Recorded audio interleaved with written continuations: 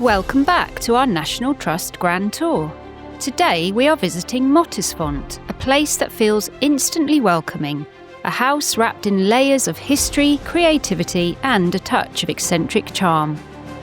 Set in the Hampshire countryside, it's a former medieval priory transformed into a Georgian country house and later reinvented as a lively 20th century artistic retreat. Today it's a National Trust favourite, known for its riverside gardens, famous roses and the wonderfully characterful interiors shaped by Maud Russell and her circle of artists. Join us as we explore Mottisfont room by room, garden by garden, and uncover the stories that make this place so special. Mottisfont began life in the early 13th century as an Augustinian priory dedicated to St Mary. The name comes from Mottisfont, meaning the spring belonging to the meeting place, a nod to the natural spring that still flows through the grounds. After the dissolution of the monasteries, the priory was converted into a grand Tudor house by William Sands, owner of another nearby National Trust property, the Vine. Over the centuries, Mottisfont passed through several families, including the Mill family, who encased the medieval core in a fashionable Georgian facade in the 1740s. But Mottisfont's most distinctive chapter belongs to Maud Russell, who lived here from the 1930s to the 1970s. A patron of the arts, Maud filled the house with writers, artists and thinkers before giving the house and 2,000-acre estate to the National Trust in 1957. It was Sir Richard Mill who transformed Mottisfont into the building we see today. By the mid-18th century, the Tudor house had started to look dated and old-fashioned. Sir Richard demolished most of the Tudor buildings and added a 3-storey Georgian extension on the south elevation, with elegant proportions and long sash windows. The Georgian facade was built to impress, but it also hides centuries of earlier architecture.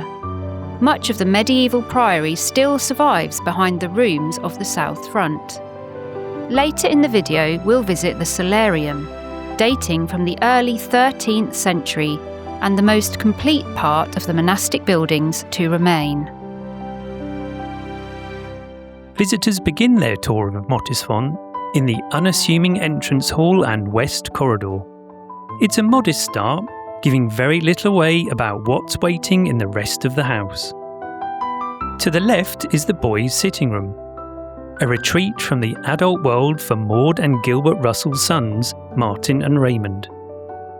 Here you'll find the guest book, including an entry from James Bond author Ian Fleming.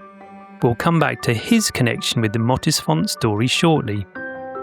Further along is the study, where Gilbert Russell managed the estate.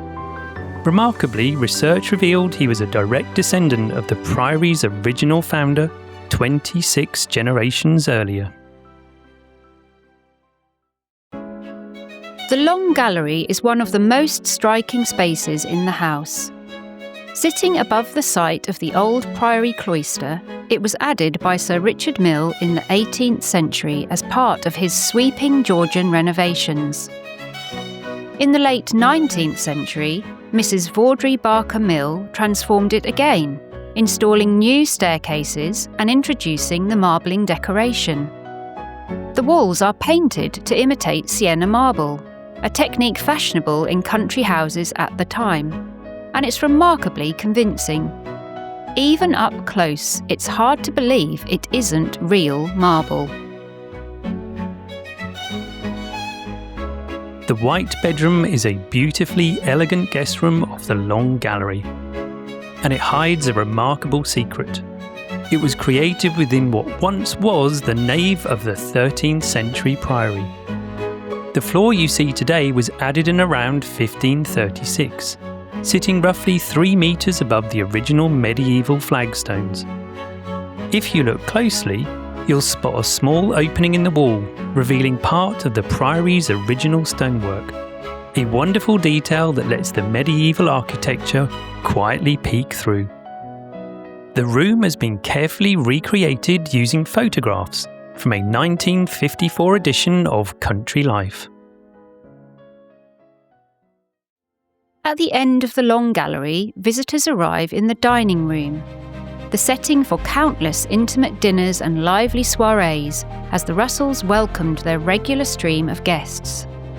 Artists, philosophers, designers and writers all stayed at Mottisfont, no doubt enjoying beautifully presented meals in this very room. The Russells kept the original panelling, painting it in the pale pink and green marbled scheme you see today. And in true neoclassical fashion, symmetry was essential, which is why the door to the right of the fireplace is a clever false one.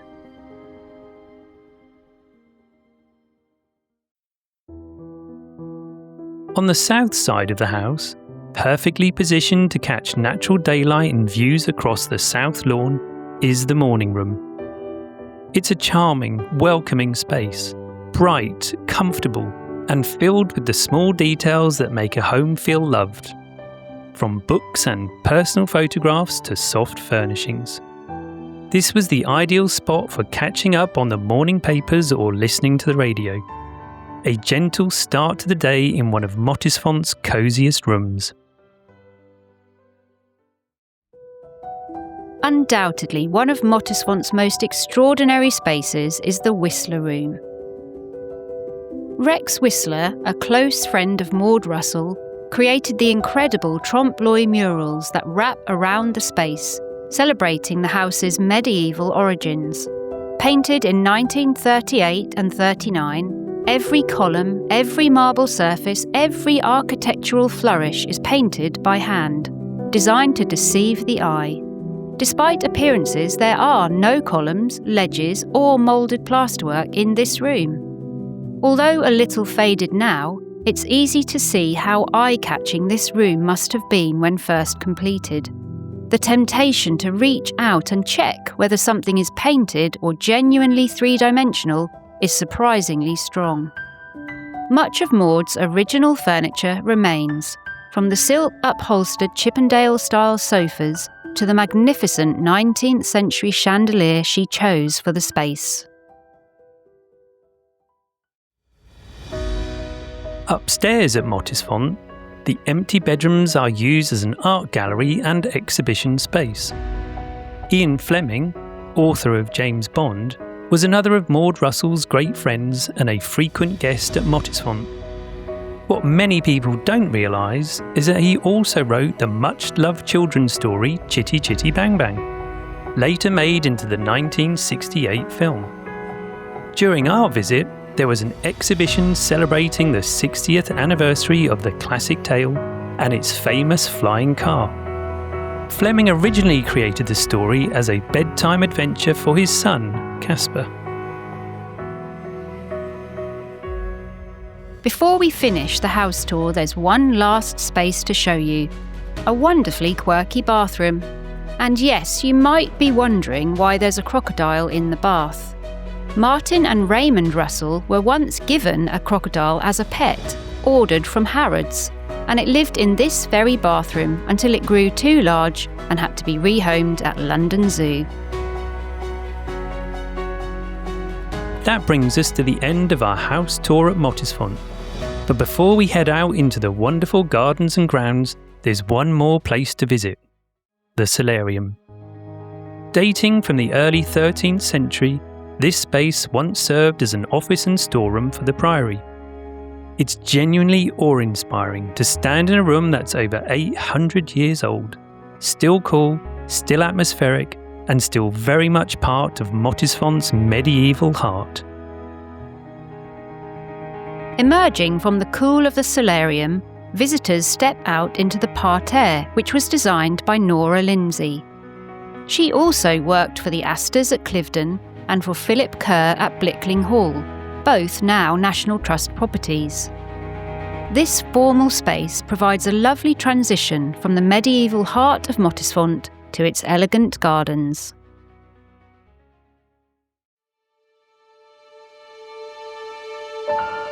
Before we head into the wonderful walled garden, let's pause at the font. the spring that has shaped this site for centuries and gives Mottisfont its name. Thought to have been a place of meeting 1,000 years ago, this endless source of pure water still flows through the grounds today. Crystal clear and bubbling up from chalk aquifers, it creates a unique microenvironment, a constant gentle feature linking past and present.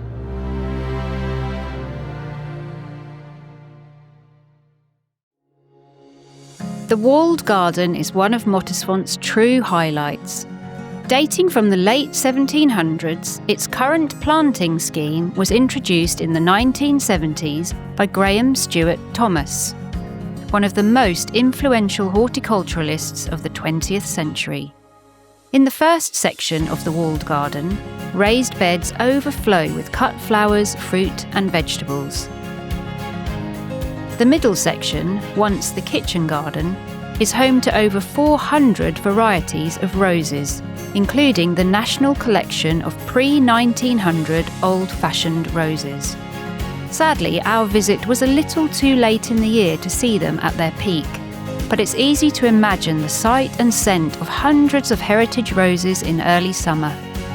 Even without them, the walled garden is a delight, with lovely features such as a pond and plenty of benches where you can pause and enjoy the tranquility of this beautiful space. Elsewhere on the estate, visitors can enjoy a walk beside the River Test, which flows through Mottisfont, or walk along the Abbey Stream, a man-made channel probably cut in medieval times. The Test is one of England's most famous chalk streams, celebrated for its clarity and rich wildlife. There's also a 1-acre winter garden, designed to delight the senses in the colder months.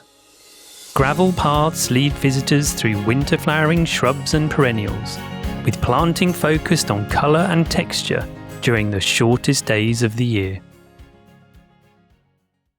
If you'd like to visit Mottisfont, here are some handy tips to help you make the most of your visit. There are guided garden walks of around 20 minutes offered throughout the season. A great introduction to the history, people and plants of this internationally important garden. Check at visitor reception for details. Don't miss the font. It's easy to walk past, but it's one of the estate's oldest features. There are several places to buy refreshments around the estate, with both indoor and outdoor seating, so you're never too far from a cup of tea and a slice of cake. Whilst you're in the area, we'd recommend driving less than 40 minutes to Winchester and visiting another National Trust property, Winchester City Mill.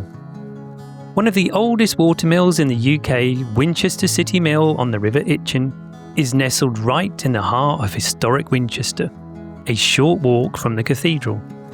It's a small but fascinating property with a wonderful exotic island garden at the back, a truly hidden gem. We have a video of Winchester City Mill available on our channel, and we'll add a link in the description below. And that brings us to the end of our visit to Mottisfont. We hope this video has inspired you to discover more about this remarkable place, or even plan a visit of your own. And here's why we think it's well worth the trip. Mottisfont is a house of layers, medieval devotion, Georgian elegance, and 20th century creativity all woven together. It's a place shaped by artists, writers, gardeners, and the steady flow of the spring that first drew people here centuries ago. Whether you come for the roses, the riverside walks, the Whistler Room, or the stories of Maud Russell and her circle, Mottisfont always offers something memorable. Thanks for watching. If you've enjoyed this video, we'd love you to like, comment and subscribe, and join us again for the next stop on our National Trust Grand Tour.